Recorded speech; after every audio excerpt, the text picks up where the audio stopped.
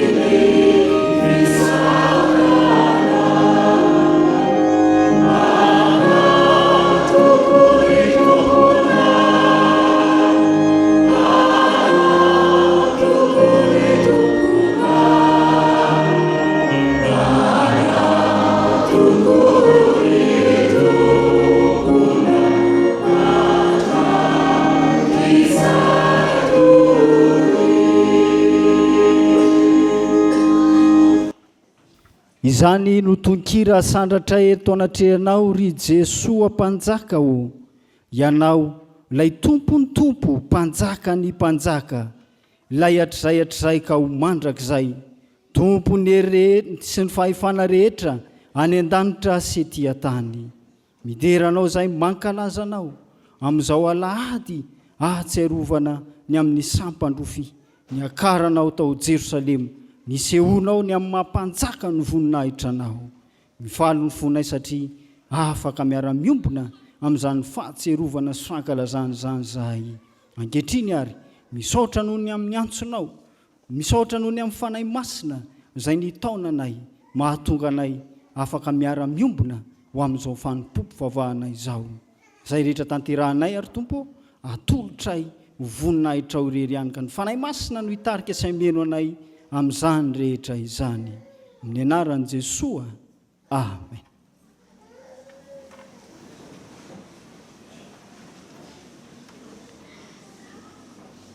Ary avana malala ao amin'ny Tompo, enoy ampanajana sy amperitreretana lalina ary ny sitrapon'Andriamanitra izay ambara amintsika amin'ity anio ity. Azao ny voalaza ny soratra masina. Aoka ho aminareo izao saina izao izay tao amin'ny Kristy Jesoa koa, izay na dia nanana endrik'Andriamanitra aza dia tsy nataony ho zavatra ho fikiry mafy ny fitoviana amin'Andriamanitra, fa nofoanany ny tenany tamin'nakany endriky ny mpanompo sy nahatongavany ho manam-pitoviana amin'ny olona. Ary rehefa hita fa nanantare olona izy dia nanetry tena ka nanaiky hatramin'ny fahafatesana, dia ilay fahafatesana tamin'ny hazo fijaliana. Amen.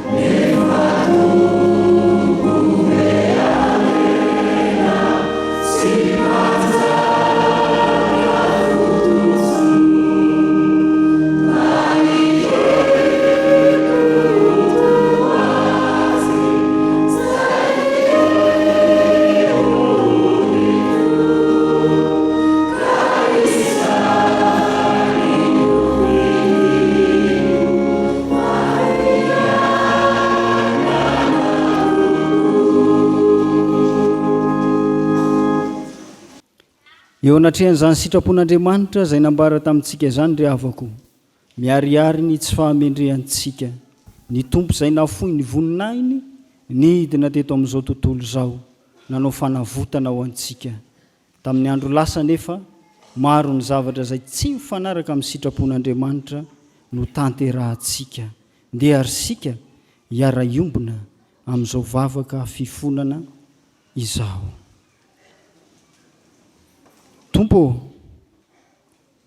endre ny fitiavanao anay, endre fa mandrak'androany dia mampatsiahy anay mandrakariva ianao ny amin'ny fitiavana nasehonao tamin'izao tontolo izao. Fonao Tompo ny lapan'ny voninahitra, tsy nataonao ho zavatra nofikirina mafy ny fitoviana tamin'Andriamanitra. Nietrenao hatramin'ny fahafatesana mba hahatonga anay ho vita fihavanana indray amin'Andriamanitra. Indrisy anefa Tompo fa na dia nataonao aza ny famonjena, na dia efa nomenao anay azy zany, mbola tsy tanteraka izahay. Mandrakariva dia misafidy ny lalandiso atrany, ny ayasy sy ny fafinareta mandalo, ny velam-pandrika ataon'ny Satana zay mahafatifaty ery, mbola mitoetra mandrakariva ao anatin'ny fahalotona, mbola miaina ao anatin'ny fahalovana. Mifona aminao zay Tompo, mifona izay fa tsy nanome voninahitra anao zay efa nandresy ny fahafatesana sy ny fiainantsika. Hoentinay ny anarana maha kristianina, kanefa ny ataonay ihany no ataonay. Mamindraha fo aminay Andriamanitro, amorony fo madio izahay. Aoka navao anay ny fanay masina, mba andray ny fahamelan-keloka ny fiainana vaovao ao aminao. Mialohanay ry Tompo tsara ao amin'ny anaran'i Jesosy. Amen.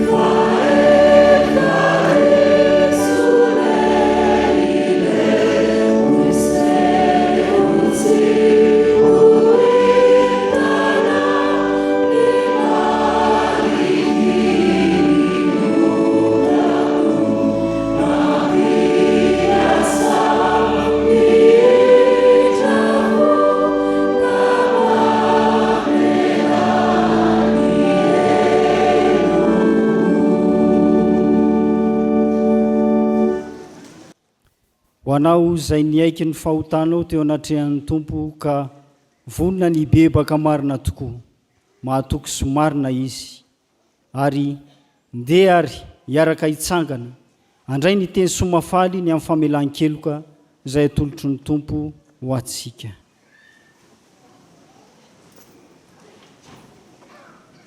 Fa hoy ny Tompo, avia ary fandahatra isika, hoy Jehova.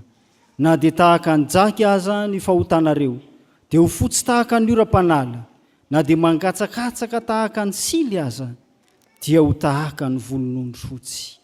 Koa ambara ary fa voavela ny elokareo noho ny anaran'i Jesosy Kristy Tompo. Aleluia. Amen.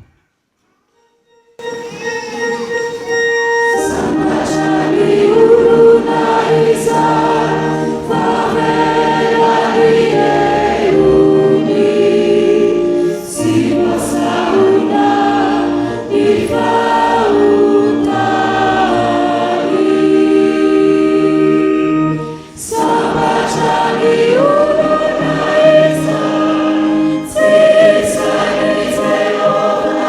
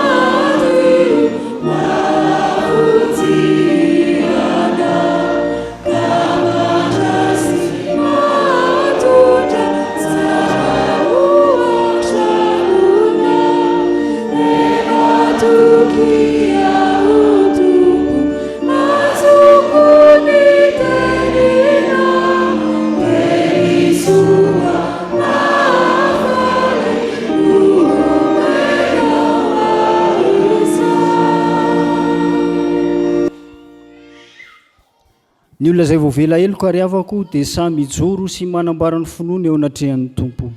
Ndeha ary rahantsika miombona ny fanekem-pinoana apôstôlika larana voalohany eo amin'ny torojefitsykema manao hoe mino an'Andriamanitra raitsy toa mpanao ny lanitra sy ny tany aho ary mino an' Jesosy Kristy zanan'ilay tokana tompontsika izay nitorotoroana tamin'ny fanahy masina nateraka Maria Virjiny nijalana napaka Pôntsy Pilato nombona tamin'ny hazo fijaliana maty ka naleviny nidina tany amin'ny fiainantsita nitsangana tamin'ny maty tamin'ny andro fahatelo niakatra ho any an-danitra nipetraka eo ankavanan'Andriamanitra raitsy toa avy any no iaviny tsara velona sy ny maty mino ny fanahy masina aho ny fiangonana masina manerana izao tontolo izao ny fiombonan'ny olona masina ny famelan-kelo ny fitsanganan'ny tena maty ary ny fiainana mandrakizay.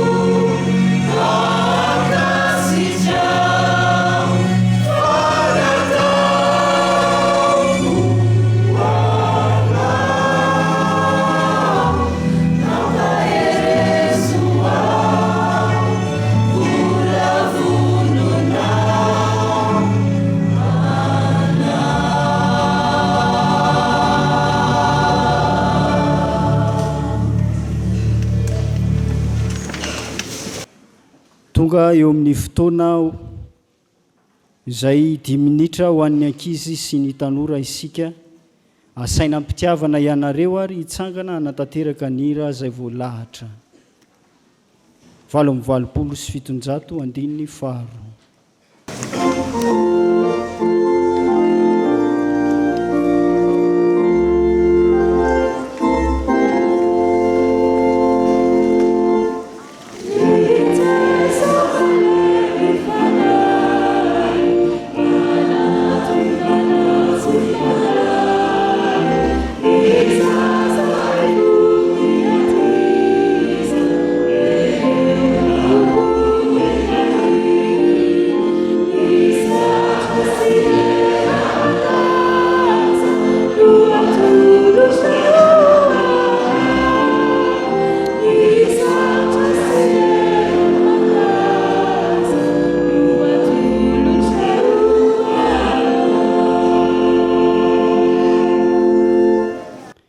Jesosy tomponay eo, misaotra anao zahay ny amin'ny fitiavanao anay ankizy sy tanora, mbola afaka indray mandreny teninao, ianao anefa nay miasina ampianatra anay.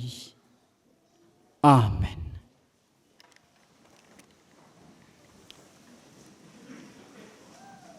Ny mofinaina izay voalahatra amin'ity anio ity no angalantsika 4 ho anareo ankizy sy tanora. Zakaria 7 ny andininy 7 tapany 2. Zakaria 7 ny andininy 7 tapany 2. Zao amaky azy amin'ny anarany Tompo. Indro ny mpanjakanao avo anao, marina izy sady manam-pamonjena. Veriko indray mandeha. Indro ny mpanjakanao avo anao, marina izy sady manam-pamonjena. Amen. Nisy fiarahamonina anankiray, fanjakana anankiray izay notantanana mpanjaka malaza. Ny mampalaza ity mpanjaka ity dia ny toepony, ny toepanahany izay mitarika ny vahoakany. Tao anatin'izany fanjakana izany dia maro ny zavatra izay mitranga eo anivon'ny fiarahamonina. Misy ny mandika lalàna, misy ny mankatoa ny fandaminana sy ny lalàna maro samihafa. Fa teo anatrehan'izany nefa dia ity mpanjaka ity dia mitoetra mandrakariva ho marina, ary mifandrindrindra isaky ny misy tranga amin'ireny rehetrareny dia manavitra ny olona amin'izay zavatra mahatery azy. Raha ohatra zany zao ka misy olona anankiray zao tratra ny fiarahamonina nangalatra, dia ny mahamaiky an'ilay mpanjaka dia ny tsy anidy azy any an-tranomaizina ka nameloka azy, fa ny amantatra hoe inona ny zavatra mahatonga anao an'izao fangalarana izao. Dia rehefa manazava ao ilay olona dia mitady fomba rehetra izy mba hahafahany manome zavatra ho an'io nangalatra io, ary mananatra anazy mba hahatonga azy hiala amin'izany fanao ratsy izany. Dia manampy hatrany izy, ary tia manampy ny olona rehetra. Ary izany ry rankizy sy tanora dia tantara ihany, ary olombelona ihany izany, fa mihoatra lavitra noho izany ilay Jesosy, ilay mpanjaka malaza, ilay Jesosy tia zaza, tia ny ankizy sy ny tanora rehetra. Jesosy dia marina, Jesosy dia manam-pamonjena. Fa ahoana moa ny hoe marina? Jesosy tsy mba mivadibadika tahaka antsika izy, ary ny zavatra rehetra ambarany dia tanterahany. Izy zany zao rehefa miteny amintsika hoe antsoy dia hovaliako ianao, rehefa mangataka zavatra amintsika ka mahasoa antsika dia tanterahany avy hatrany izany. Ary zany indrindra maneho ny mampanjaka ny voninahitra azy. Ary tsy zany ihany amin'ny zavatra sarotra izay atsehantsika, na eny anivon'ny fianarana izany.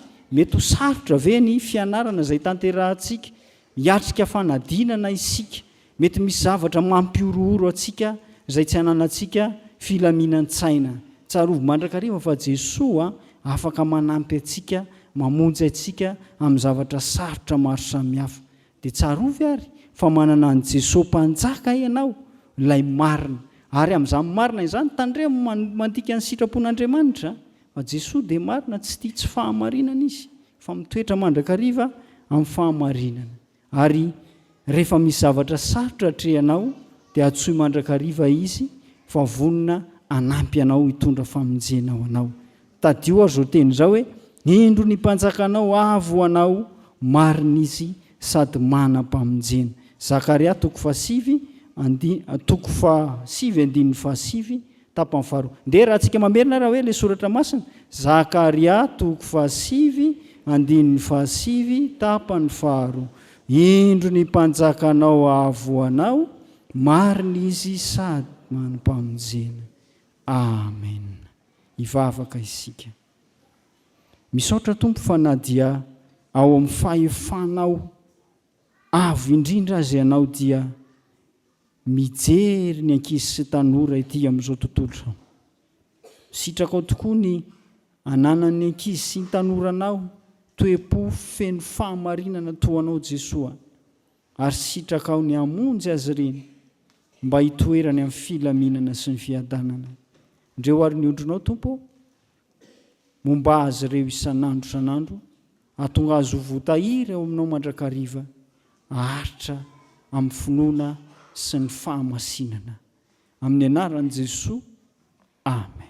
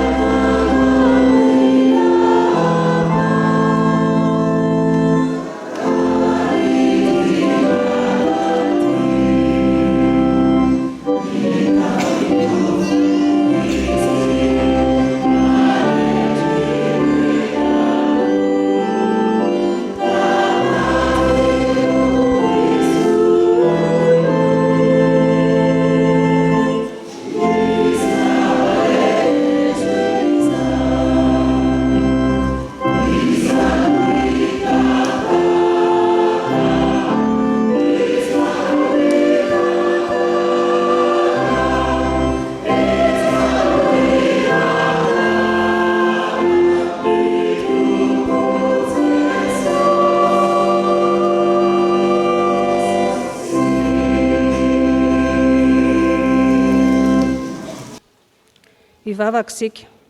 Ry Tompo Andriamanitra rainay eo, misaotranao izay fa manana izao ora sy fotoana izao hiainona indray ny teninao.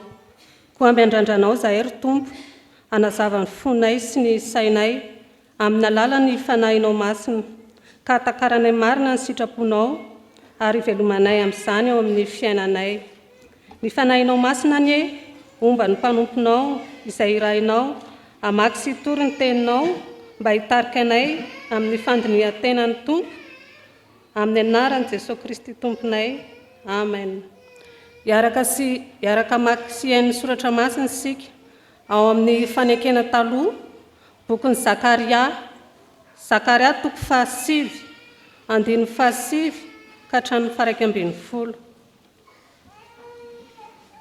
Rehefa hita dia hovakiana amin'ny anaran'ny Tompo. Mifalia indrindra ry Ziona zanakavavy, manaova feo fifaliana ry Jerosalema zanakavavy. Indro ny mpanjakanao avo anao, marina izy sady manam-pamonjena, malemy fanahy sady mitaingina boriky, dia zanaka boriky tanora. Arafoanako tsy izy kalesy intsony Efraima, na soavaly any Jerosalema. Hofoanana koa ny tsipika fiadiana, ary teny fiadanana amin'ny jentilisy izy. Ny fanapahana dia hatramin'ny ranomasina ka hatramin'ny ranomasina, ary hatramin'ny ono ka hatramin'ny faran'ny tany. Ny aminao koa, noho ny ranon'ny fanekena taminao, no efa namoahako ny mpifatotrao, avy tao andavaka tsy misy rano.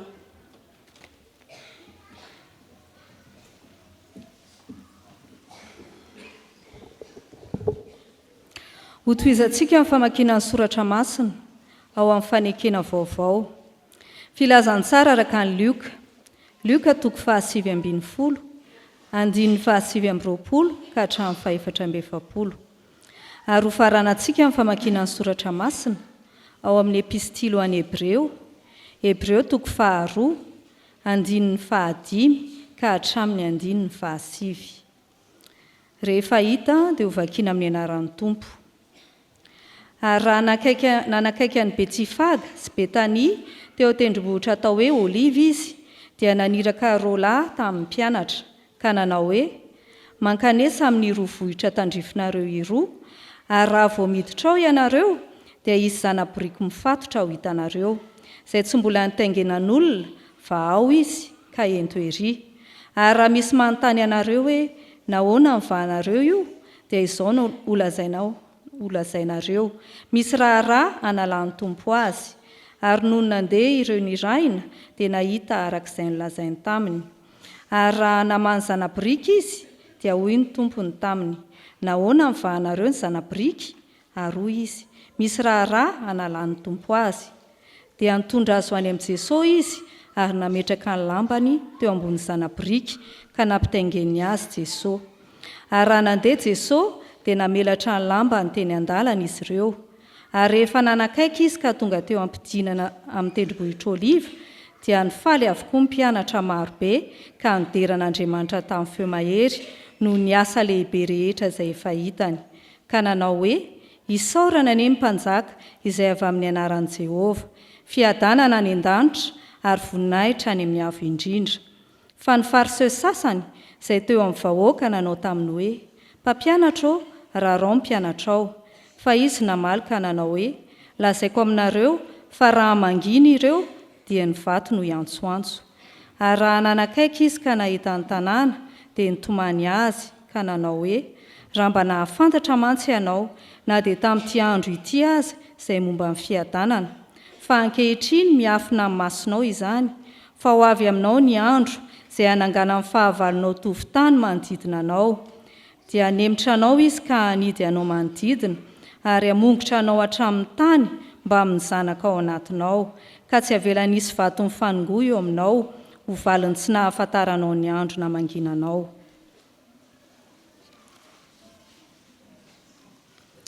Fa tsy anjelo no nampanekeny ny fiainana ho avy izay lazainay, fa ny anankiray nanambara eo amin'ny teny iray hoe: inona ny olona no ahatsiarovanao azy, ary ny zanak'olombelona no amanginao azy. Nataonao ambany kely noho ny anjely izy, efa nosatrohanao voninahitra sy fiandrianana izy, ary nampanjakainao amin'ny asan'ny tananao. Ny zavatra rehetra dia efa nampanekenao eo ambanin'ny tongony, fa tamin'ny nampanekeny azy ny zavatra rehetra dia tsy nisy izay tsy nampanekeny azy. Nefa ankehitriny tsy mbola hitantsika fa efa mpanekena azy ny zavatra rehetra. Fa ilay natao ambany kely noho ny anjely no hitantsika dia Jesosy, ary noho ny fitondran'ny fahafatesana dia voasatroka voninahitra mandazy izy, mba hanandrana fahafatesana hamonjy ny olona rehetra noho ny fahasoavan'Andriamanitra. Amen.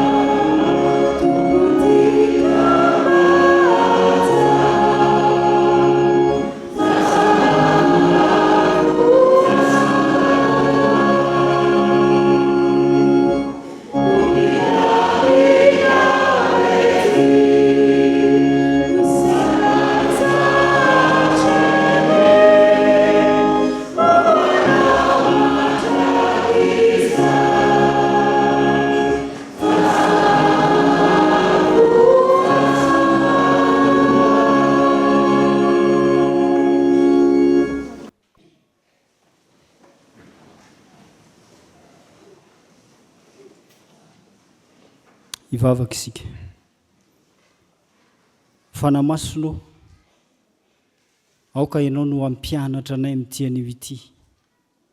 Ahatraranay ny hevitra lalina izay tianao hanananay fiainana vaovao indray amin'ity anio ity avy amin'ny alalan'ny teninao.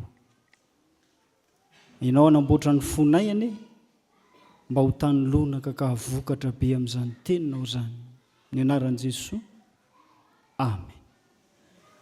Ho aminareo ny ry havako ny fahasoavana sy ny fiadanana avy amin'Andriamanitra raintsika sy Jesosy Kristy Tompo. Amen. Andro manandaza tokoa eo anivon'ny fiainan'ny fiangonana kristianina ny sampandrofia. Tsetratsetratry tsy aritra moa atserovana fony izay mianatra eny amin'ny toeram-panomanana ny amin'ny resaka zavaboary.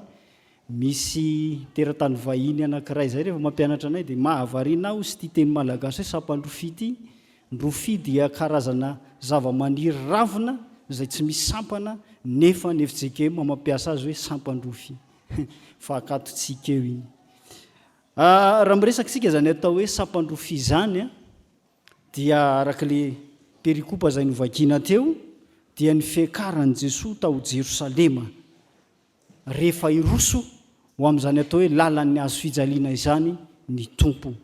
Ary raha ohatra ka atao indray mielatra ny bokin'ny Zakaria mpaminany izay mifandray mivantana amin'ny filazany tsara araka ny lioka dia tsaivina ny tantara fa rehefa niverina avy any am-pahababoana ny zanak'Israely no babon'ny Babiloniana nandritra ny taona maro ka nanafaka azy ny tompo tamin'ny alalan'ny mpanjaka persiana ilay malaza atao hoe Kirosy sy ireo koa izay nandimby azy taty aoriana mba ampitoetra sy ampiorina indray ny fanjakan'i Israely izay rava ny fahababoana indrindra ny fanorenana ny tempolo faharoa tamin'izany fotoana izany ary nalaza tamin'izany zany Nehemia sy ny Ezra izany. Ary eo anatrehan'izany ny mpanjaka izay tantana izany firenena izany dia mbola tsy eo. Ary izay indrindra ity faminaniana izay nomen'ny tompo an'i Zakaria mpaminany ity maminianiny amin'ilay mpanjaka any Jerosalema izay anorina indray ny fanjakan'i Israely aharitra sy toetra tsy ho rava ny fahavalo tahaka an'izay nanjo tetsy aloha. Fa ny filazany tsara araka ny lioka izay efa novakiny avantsika teo no iangatsika akatsika afatra amin'ity anio ity izay anasako anao mba hivelatra eo ambany masonao. Arak'izay efa noresahantsika teo dia Jesosy miakatra any Jerosalema.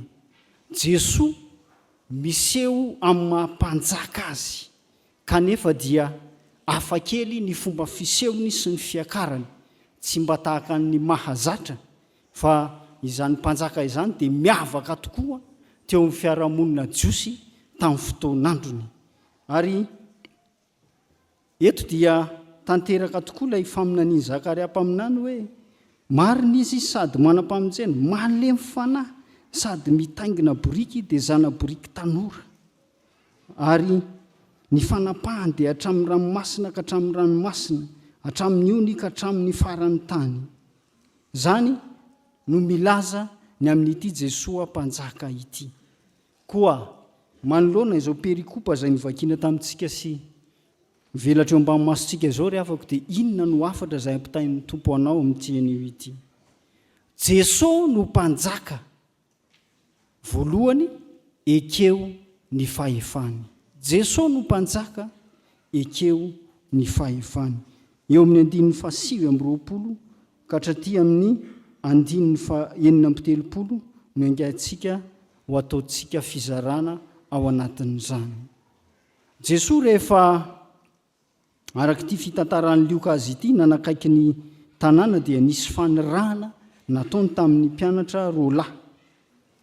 Tsy voalaza moa hoe iza ireto solotena ireto hoe makanesa iry amin'ny vohitra iry dia rehefa makeo nareo dia ahita zana borika ary vahao izy. Ka rehefa manontany anareo ny tompony hoe fa maninona no vahanareo dia lazao fa hoe misy raharaha analan'ny tompo azy.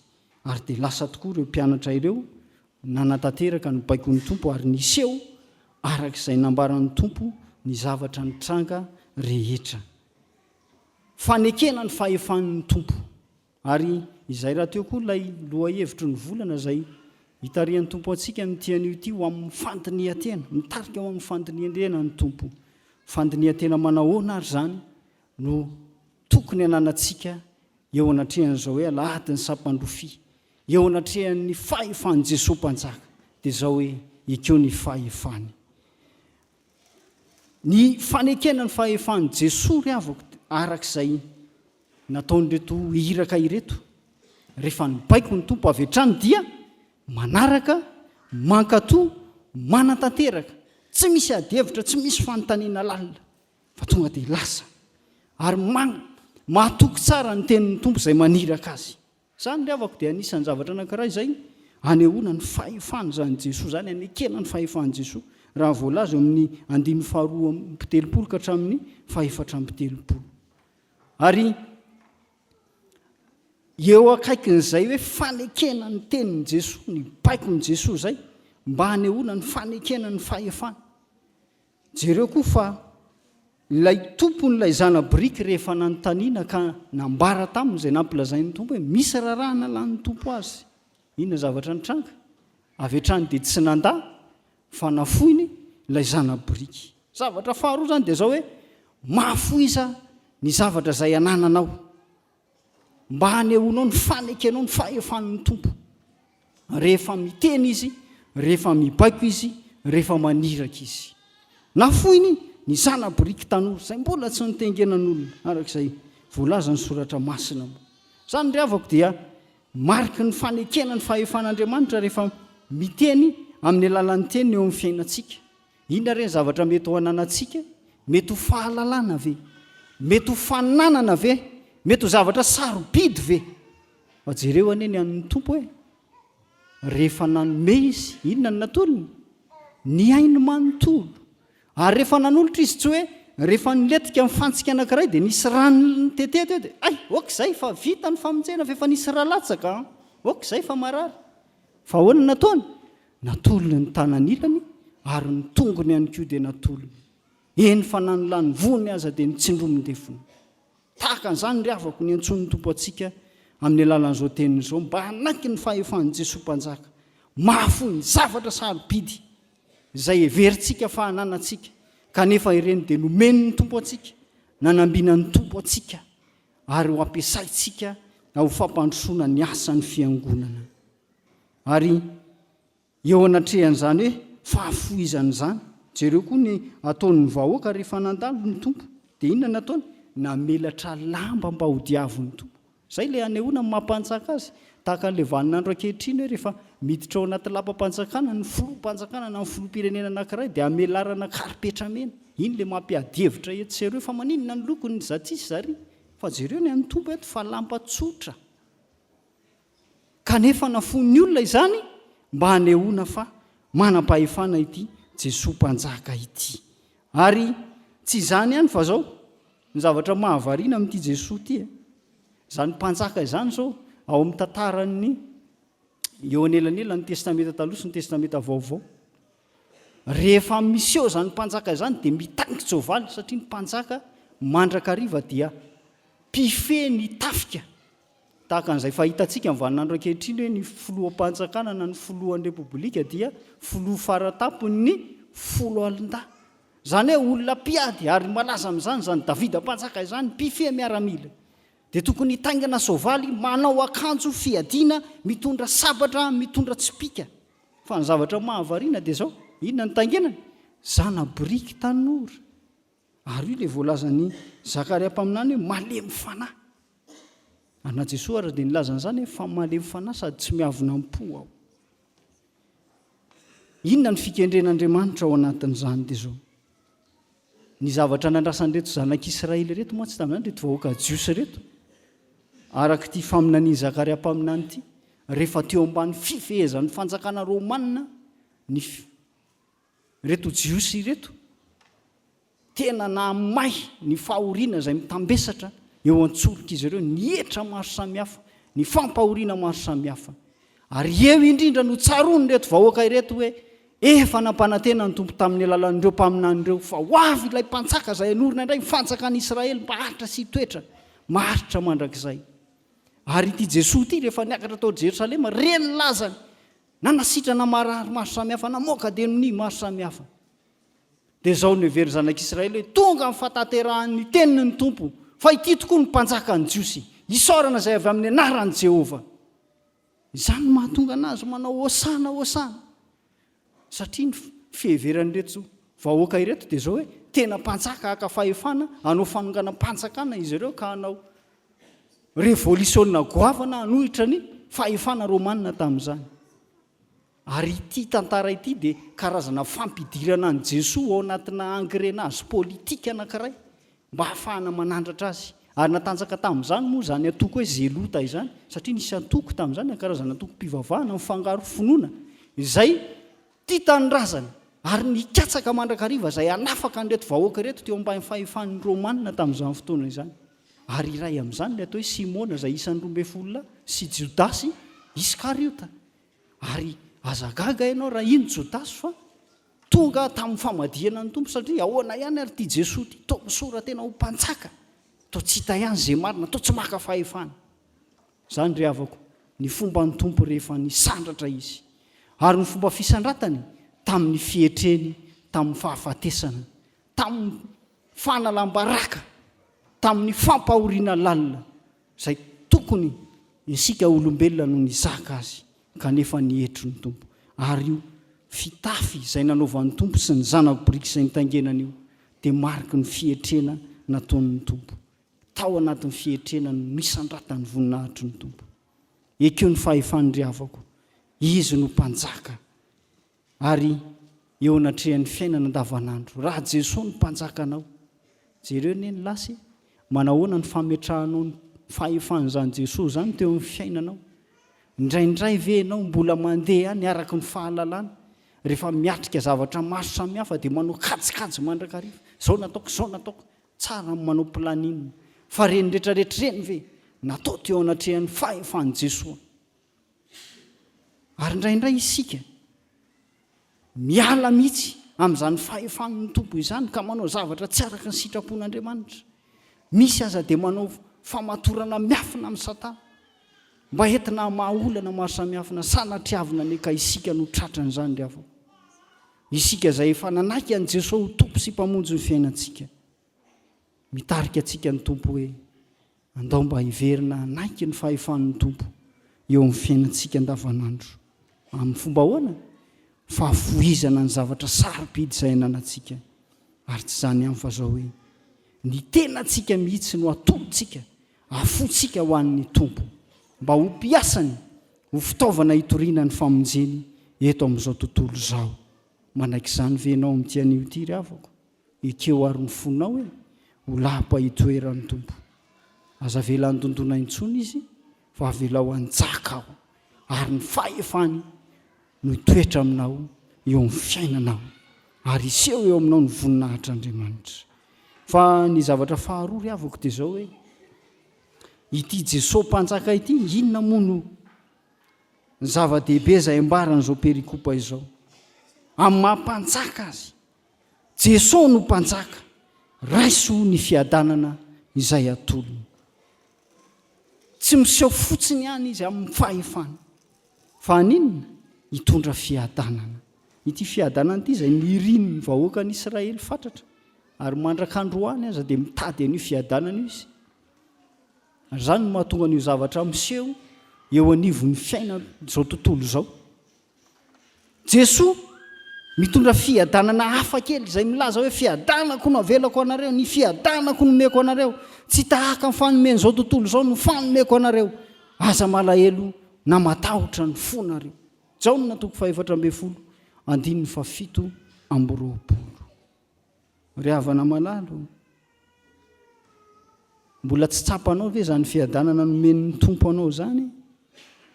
Zany koa ane mahatonga antsika indraindray mandeha araka ny fahalalantsika izay fahefanana anantsika satria manino mbola tsy tsapantsika zany hoe fiadanana omen'ny tompo izany. Raha tsy mbola mitoetra ao anatiny ianao, angataon'ny tompo hoe omeo ny fiadananao rehefa mahatsapa izany ianao ny fanahy masina ny ambotoetranao mandrakariva ao amin'izany fiadanana izany. Fiadanana manahoana moa no entin'ny tompo anao. Ahoana ny fitantarany Zakaria mpaminany azy, ho foanako tsy hisy ny kalesy. Ny fiadanana omen'ny tompo zany dia tsy hisy fiarahamonina mikorotana, tsy misy ady, ho foanana ny tsipika fiadiana, ary noho ny amin'ny ranon'ny fanekena dia avoaka ny mpifatotra avy eo amin'ny lavaka tsy misy rano. Zany dia ilazana ireo olona izay mbola miaina ao anatina toe-piainana feno fahoriana ao amin'ny endriky ny nofona ihany ao amin'ny fanahy. Misy fahaterena maso samihafa. Zany angeny natongavan'i Jesosy teto amin'izao tontolo izao hoe mba hanananao fiadanana. Zao avy mba hanana fiainana sady hanana ny be dehibe. Ka le fiainana dia le fiadanana. Ary io fiadanana io tsy hita an'izao tontolo izao satria tsy tsapany izany. Fa ianao no nantson'ny tompo, no fidin'ny tompo mba hiaina izany noho ny amin'ny fahafatesany sy ny amin'ny fitsanganany tamin'ny maty. Ary amin'ny mahampanjaka azy eo anatrehan'ny fahefana izay tsy hita faritra hananan'ity tompo ity. Izany fiadanana omeny zany ihany koa dia sitrany indrindra mba hampitoeriny aminao maharitra mandrakizay. Manaiky izany ve ianao ry havako? Arak'izay voalaza tao amin'ny fotoana mialohan'ny fampipovavahana hoe aza mba manao tahaka an'ireto jiosy reto hoe izay mampitomany ny tompo. Mamangy ny tompo hitondra fiadanana kanefa indro fanolavina izy. Nombohany hatramin'ny hazo fijaliana mihitsy aza. Satria manino? Fiadanana izao tontolo izao no neverin'ny reto jiosy reto fa andrasana amin'izany hoe mpanjaka sy mesia an'Andriamanitra izany. Ny an'Andriamanitra nefa tsy izay. Fa fiadanana izay tsy voafetra amin'ny fahafatesan'ny nofo maharitra mandrakizay. Ary rary loatra ny tompo raha nitomany an'ireto jiosy reto vahoaka ny Israely reto. Ary indro fa tanteraka izany rehefa taty amin'ny taona 70. Satria naninona? Rava indray Jerosalema, rava ny tempoly. Ry havana malala. Move sanatria hitenin'ny tompo aminao hoe tany amin'ny azy izy fa ny azy tsy nandray azy. Ianao no hoan'ny tompo hoe efa novidin'ny tompo. Mamangy anao izy ka hampandroso eo anivon'ny fonao. Araka ny Apokalipsy 7:9-20. Miala ao amin'ny takona tsy ahitanao ny voninahitry Jesosy mpanjaka. Ireo karazana fanaovan-dratsy maro samihafa. Ny toe-po feno loto, feno avonavim-po, feno fiatsaram-belatsia. Fa ireny rehetra ireny manakona anao tsy ahita ilay tena fiadanana. Fiadanana hafakely izay atolotro ny tompo anao. Ndreo ary havako ny tenin'Andriamanitra izay anjarantsika amin'ity anio ity. Mba ho alahady ny sampandrofy miavaka ity anio ity ary lanjary fiainana ho anao isan'andro san'andro. Anekenao zany hoe Jesosy mpanjaka izany. Ary ny voalazan'ny bokin'ny Hebreo aza dia zao hoe Jesosy dia tsy mba tahaka ny zavaboary hafa. Ny anjely manko dia anisan'ny zavatra noharian'Andriamanitra. Fa Jesosy dia Andriamanitra iray amin'ireo telo lehibe izay mandrafitra ny atao hoe Trinité, iray fomba amin'Andriamanitra. Izy ilay tonga teto amin'izao tontolo izao namerina indray ilay voninahitra izay ravan'ny ota rehefa tonga tao amin'ny olombelona amin'ny fahalavona. Izay ilay fiadanana nopotehan'ny Satana tamin'ny alalan'ny famitahana ny zanak'olombelona nandika ny sitrapon'Andriamanitra. Tiany ianao ankehitriny hanana izany fiadanana izany. Hanana izany fiombonam-piainana ao amin'Andriamanitra izany noho ny amin'ny Jesosy. Ray Soisy, ekeo mpanjaka ny fonao, hanapaka amin'ny fiainanao isan'andro san'andro. Ka se hoy ary fa manaiky ny fahefana ianao. Mamoiza ny zavatra sarobidy indrindra. Eo zao androany natokana nohanana ny aumônerie eto anivon'ny synodam-paritany. Sehatra izay anehoan'ny fiangonana ny finoana, ny fijoroana vavolombelona, ny fitezam-panahy maro samihafa. Misy zavatra izay ilainanao ry havako ao anatin'izany dia mahafoiza ho amin'ny asan'ny tompo. Eo ny aladim-bokatry ny VFL. Reny rehetrarehetra ireny dia entina mpandrosoana ny asan'ny tompo. Ary anehoana n'izany hoe fanekena ny fahefan'i Jesosy zany amin'ny alalan'ny fiangonana. Ary tsy zany ihany fa zao hoe isan'andro ny tenanao dia atoloro ho an'ny tompo hoe ekeo ny fahefany hanapaka aminao. Ary izay sitrapony dia tanterao mandrakariva. Mahazo toa mandinika ny tenin'Andriamanitra. Mahazo toa mifandray tsy tapaka amin'ny tompo. Mahazo toa mandinika ny tenanao. Ny amin'izay mety tokony ataonao mba hanehoana ny fahefan'Andriamanitra eo amin'ny fiainanao. Mba tsy ianao ny tenenana ratsy ny filazany tsara ny tompo. Fa ianao ilay ho fanomezam-boninahitra n'Andriamanitra ka iseho ny mahampanjaka an'i Jesosy eo amin'ny fiainanao isan'andro isan'andro. Mandehana ary havako ka mba manaova toy izany ihany koa. Ny fanahy masina hampahery ianao, azoto mandrakariva ianao, anaiky ny fahefan'ny tompo ary isitraka ny fiadanana izay atolony ho anao. An'Andriamanitra irery ny voninahitra. Amen. Ivavaka isika. Rainay izay ny an-danitro, indre ny fifalianay fa mampatsiainay ianao tamin'ity anio ity, ny amin'ny fahefanao Jesosy mpanjaka an'izao tontolo izao. Misaotra anao zahay fa amin'ny alalan'ny teninao no atakaranay fa ianao dia te hanapaka ao am-ponay isan'andro isan'andro mba hanananay fiadanana. Indro tompo, eto anatrehanao no hanavoazanay ny fanoloranay ny tenanay. Dia feo reny fonay tompo. Aza vela andeha amin'izay namponay izahay. Fa anaiky ny fahefanao, anaiky ny toromarikao. Ary amin'izany rehetra izany dia tsy izahay no hita fa ianao Jesosy no hita miariary eo amin'ny fiainanay. Misaotra tompo fa tao mahatsinitsinina anay indrindra. Nisehoanao amin'ny voninahitra ahatonga anay miara-manam-boninahitra aminao. Atolotra ho anao ary ny fiainanay, ny anjara fanomponay eo anivon'ny fiangonanao. Azoto an'izay ahafoy ny zavatra rehetra, anehoana ny fahefanao eo fiainanay. Izay misitraka fiadanam-be isan'andro isan'andro ao aminao, izay tsy takatry ny sainay ary izay tsy nangatanay akory aza. Fa reny rehetrarehetra reny any dia ataonay mba tsy ampitomany anao aminay intsony, fa hahatonga anay ho reharehanao, fa izahay dia isehoany ny fahefanao sy ny voninahitrao.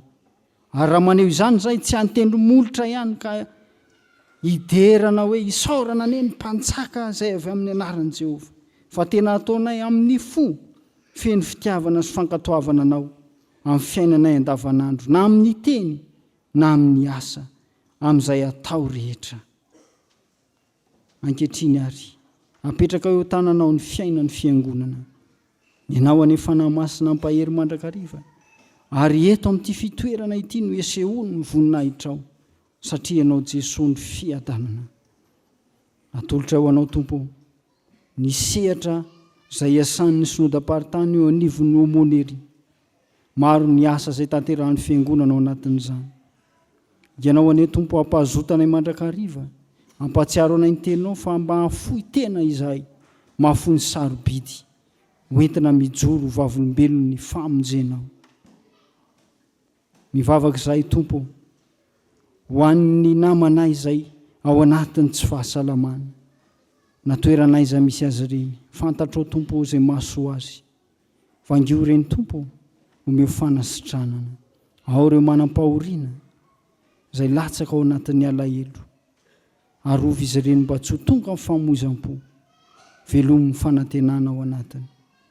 Vavaka izay ho an'ny firenenay, ianao ane tompo mahalala izay mahasoa an'ity firenenay ity. Mivavaka izay ho an'ny fiangonan'i Jesosy Kristy eto Madagasikara, mba havita ny lavitrezaka amin'ny azakazaka masina izay anoranao ny fiangonanao. Anaiky mandrakariva ho tapahanao tompo ane izao fiangonana izao, fa tsy andeha araka ny fisainan'olombelona. Izay rehetra mahasoa anay ary kanefa tsy voatononay. Tanterao izany araka ny alehibe ny indrafonao. Ary sitrakay ny manakamban'izany amin'ilay vavaka nampianarinao manao hoe rainay izay ny an-tany. Mamasina ny eny anaranao, ho tonga ny fanjakanao. atao ny sitrapona ho itsehantany tahaka ny eny an-danitra mionay izay nasaza mamelany elokay tahaka ny amelana izay meloka taminay ary aza mitondra anay amin'ny fakapo manafana amin'ny ratsy anao ny fanjakana sy ny hery ary ny voninahitra mandrakizay. Izao ary isika dia iroso amin'ny fanoloran-jaza ao anatin'ny hira tia zaza ny Jesosinay dia androso ety anoloana ny ray aman-dreny izay anolotra ny zanany. Aorian'izay vao ataony sakramenta ny batisa.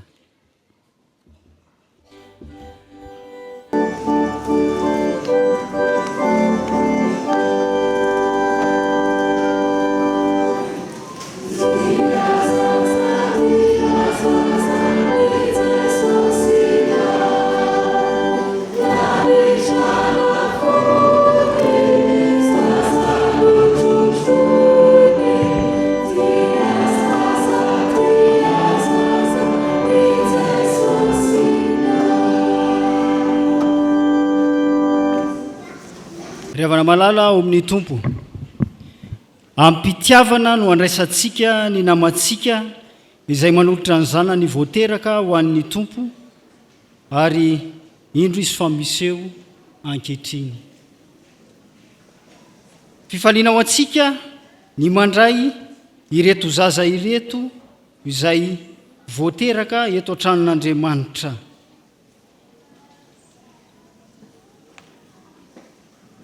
Rakotoary vony ny antso Eden.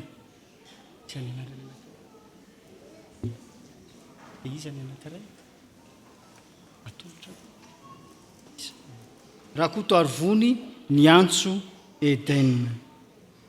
Ampifaliana no andraisantsika ho isan'ny fiangonana. Izany dia noho ny fanirian'ny ray aman-dreniny te hisaotra an'Andriamanitra izay tompon'ny fahavelomana sy te handray fampahirezana eto anatrehitsika fiangonana mba hatombombana ny fitezana atao amin'ity zaza ity. Ho dia miarahaba anareo ary izahay arahaba nomen'Andriamanitra ny farany. Fa izao no fanorenana ny amin'izao fanolorana izao. Fa hoy ny teny izay voalaza ao amin'ny soratra masina manao hoe: fa ianao no nampivoaka ahy avy tao an-kibo, nankinina taminao hatrany am-bohoka aho, hatrany an-kibon-dreniko dia Andriamanitra ianao. Ary efa tapitra ny andro fidiovany araka ny lalàn'i Mosesy ny nitondra azy niakatra tany Jerosalema izy mba hatolotra ny tompo, koa hatolotra ho an'i Jehovah kosa izy eny amin'ny andro rehetra iainany dia voatolotra ho an'i Jehovah izy. Amen. Ivavaka isika. Raio, misaotra anao zahay noho ny amin'ny fanolorany reto ray aman-dreny reto ity zaza ity. Rakotoary vony ny antso Eden eto anatrehanao. Mankasitraka indrindra anao izahay noho ny famindramponao tsy miova amin'ny taranaka mifandimby ary araka koa ny fanekenao. Vavolombelon' izany ity fianakaviana ity izay miara-miompifaliana eto anatrehan'ny fiangonana manontolo amin'izao fotoana izao. Andriamanitra ray mpamorona anay tokoa ianao izay miara-monina aminay amin'ny alanan'i Jesosy Kristy zanakao no mampiditra ity zaza ity hanampy isan'ny fianakaviana sy ny fiangonana ary ny firenena.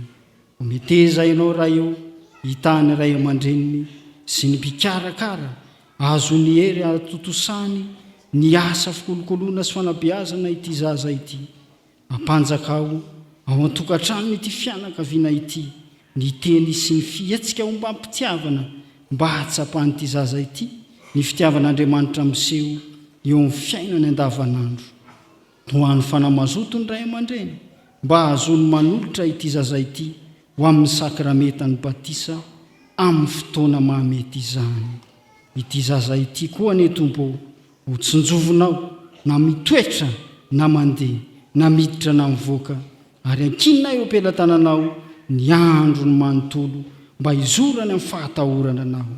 Dia avozy isan'andro koa ny herin'ny fiangonana mba hazony mampita amin'ny taranany ny fitiavana anao amin'ny fo rehetra sy ny saina rehetra ary ny fanahy rehetra. Ny anaran'i Jesosy Kristy zanako no entinay mangataka izany. Amen. Noho ny fahatanterahany ny fanolorana ity zaza ity dia miarahapa sy mandray tanana anareo izahay, mandray tanana anareo ray aman-dreny, misolotena ny fiangonana manontolo. Koa zao ny afatra hoe ento ity zaza ity ka tario mba hitompo saina sy tena sady androsoty amin'Andriamanitra sy ny olona. Ary eo ka ianareo hiomana ho amin'ny fanolorana azy ho amin'ny sakrameta ny batisa.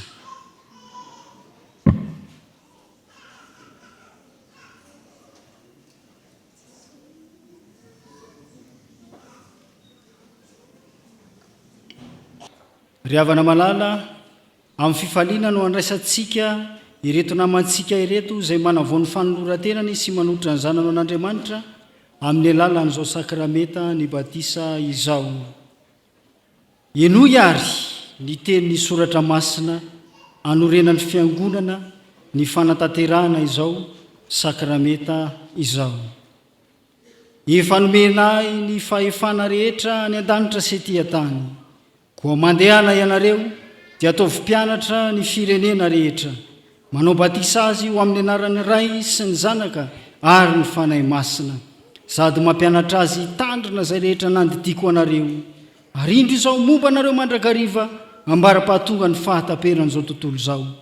Ary aoriko ny fanekeko ho amiko sy ho aminao mba amin'ny taranaka mandimby anao hatramin'ny taranaka faramandimby, ho fanekena mandrakizay mba ho Andriamanitrao sy ny taranakao mandimby anao aho. Ary tao amin'iko no namorana anareo tamin'ny famorana tsy natao tanana tamin'ny fanesorana ny tenany nofo dia tamin'ny famoran'i Kristy. Fa niarany levina taminy ianareo tamin'ny batisa izay niarahanareo natsangana tamin'iko noho ny finoana ny asan'Andriamanitra izay nanangana azy tamin'ny maty.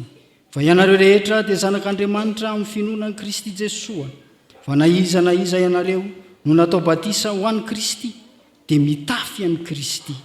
Tsy misy intsony na jiosy na grika na andevo na tsy andevo na lahy na vavy, fa iray ihany ianareo rehetra ao amin'i Kristy Jesosy. Amen. Noho izany ary ry ray aman-dreny izay niteraka izao zaza izao, misy fanekena izay ataonareo eto anatrehan'Andriamanitra sy ny fiangonana. Move manolotra ity zaza ity eto ho an'Andriamanitra raintsika va ianareo? Tovy mafy tsara. Ekenareo va ny ijoro na miteny na amin'ny asa ho mpanompon'Andriamanitra mba hatoky, mba hatonga anareo fianarana ho an'ity zaza ity amin'ny androm-piainanareo rehetra?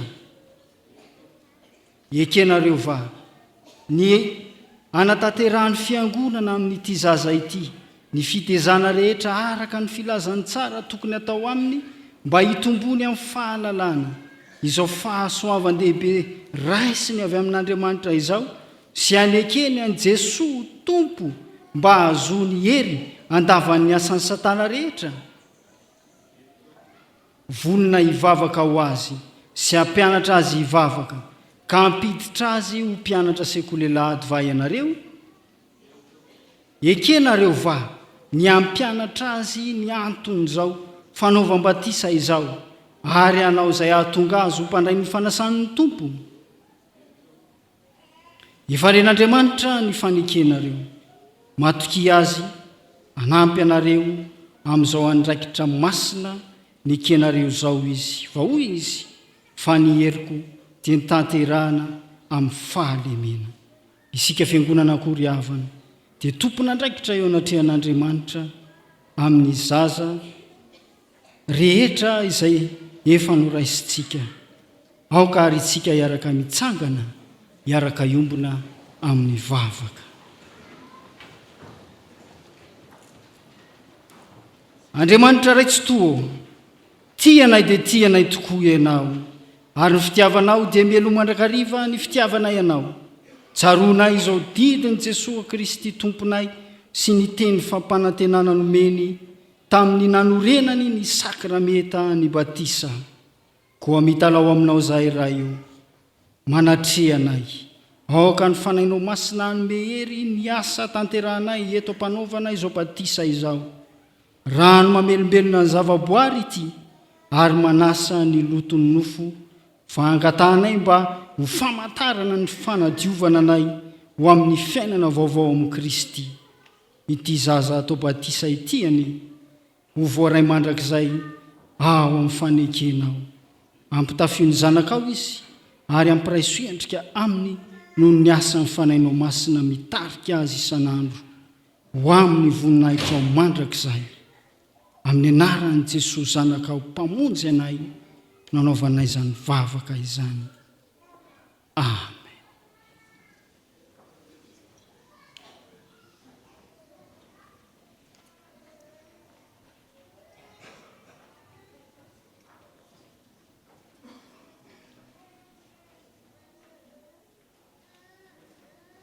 Raha mahatafandry irinay andriana ranjafy. Raha mahatafandry irinay andriana ranjafy. Anaka, manao batisanao aho ho amin'ny anaran'ny Ray sy ny Zanaka ary ny fanahy masina. Ho aminao anie ny Tompo. Amen.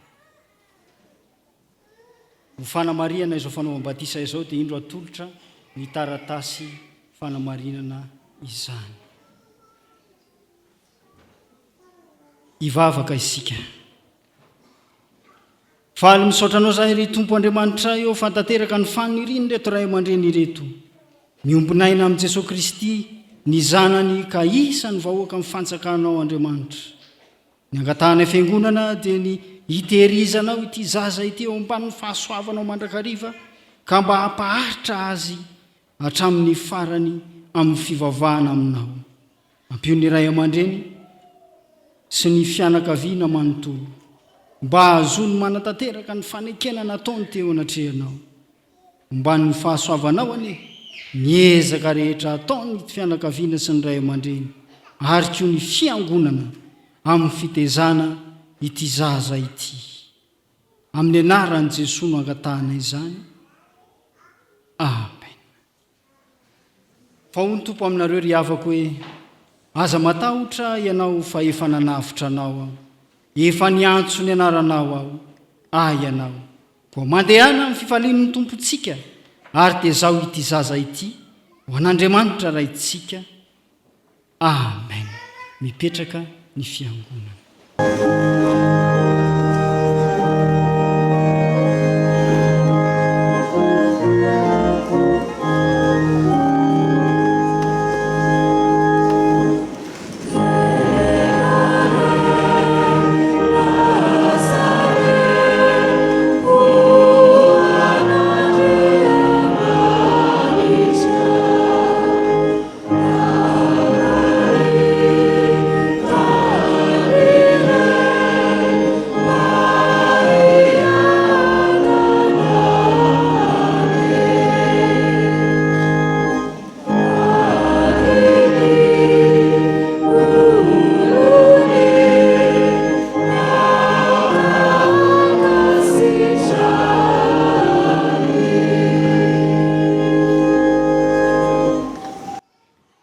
Raisa amin'ny finoana sy amin'ny fanantenana ry havako, ny tsodrano izay omena satolotra anao amin'ny anaran'ny Tompo fa ho tanterahany aminao izany. Jesosy Kristy Tompontsika sy Andriamanitra raintsika, izay efa tiantsika ka nome antsika fampiononana mandrakizay sy fanantenana tsara amin'ny fahasoavana no ampionona ny fonareo anie sy ampaheranareo amin'ny asa sy ny teny tsara rehetra. Amen.